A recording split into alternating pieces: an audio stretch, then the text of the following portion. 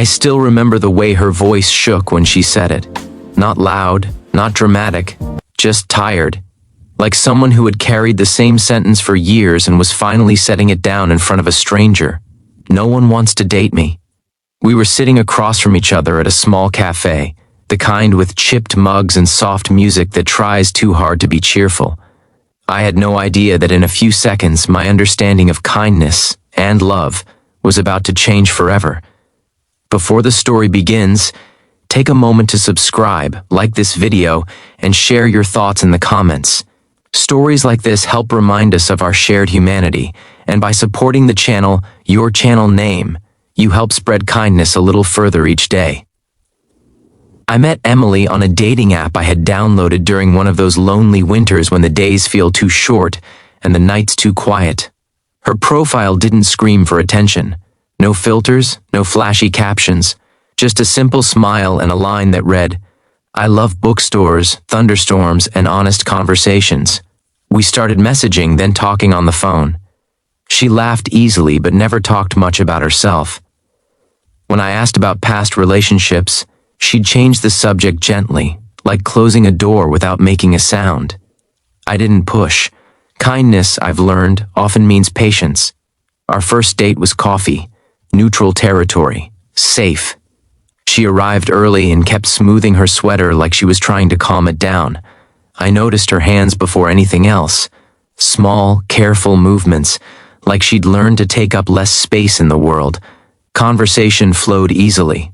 We talked about childhood memories, favorite movies, and the strange comfort of late-night grocery stores.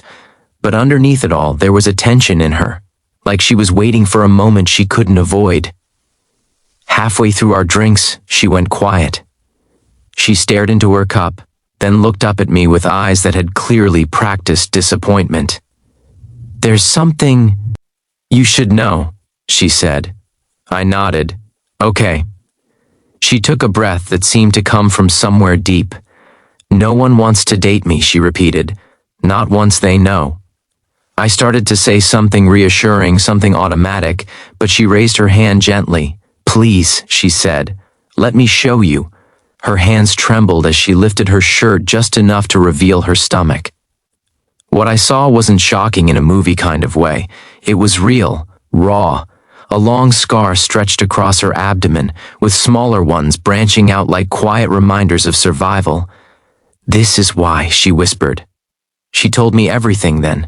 How she'd gotten sick in her early 20s, how the surgeries saved her life but changed her body forever. How some people reacted with sympathy at first, then distance. How others disappeared the moment things got serious. How one man actually said, "I just can't deal with all that." Her voice cracked, but she didn't cry. It was like she'd already used up all her tears in years past. I looked at her scars, then back at her face. I saw fear there, not fear of rejection. That had already happened too many times. This was fear of hope. "I'm not going anywhere," I said. The words came out before I could overthink them. They weren't heroic. They weren't dramatic. They were simply true. She blinked. "You don't have to say that." "I know," I replied, "but I mean it."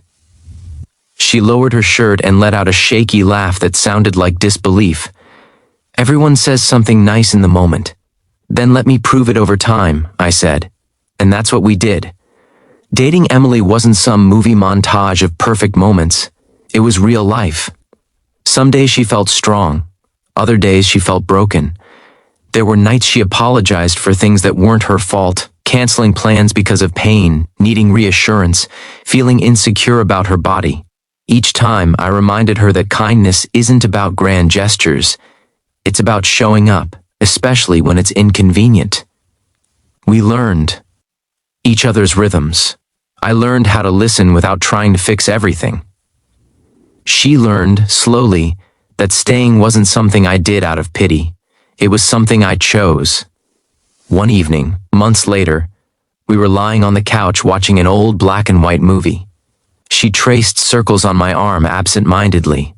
"You know," she said softly, "I spent years thinking my scars were the end of my story." I turned to her. They're not the end, I said. They're proof you survived the middle.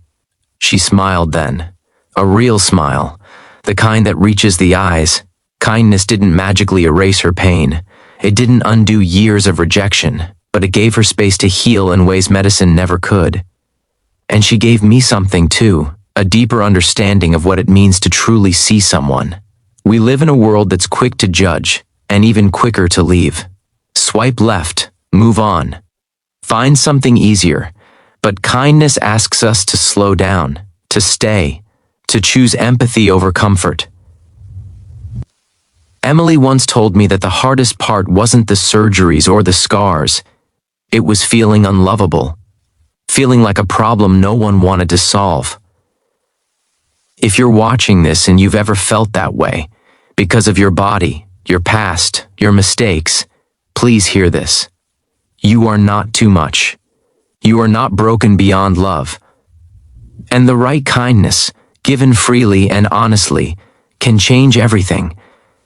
Today, Emily and I are still together. We still have hard days, but we also have laughter, trust, and a quiet strength that comes from choosing each other again and again.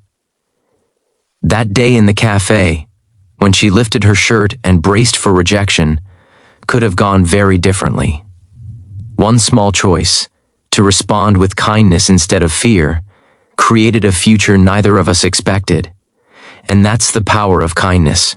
It doesn't need to be loud, it just needs to be real. So as you go about your day, remember this story. You never know what scars someone is carrying, or how close they are to giving up hope. A kind word, a patient heart, a willingness to stay. These simple things can become someone else's turning point. Let's choose kindness. Let's be the reason someone believes again.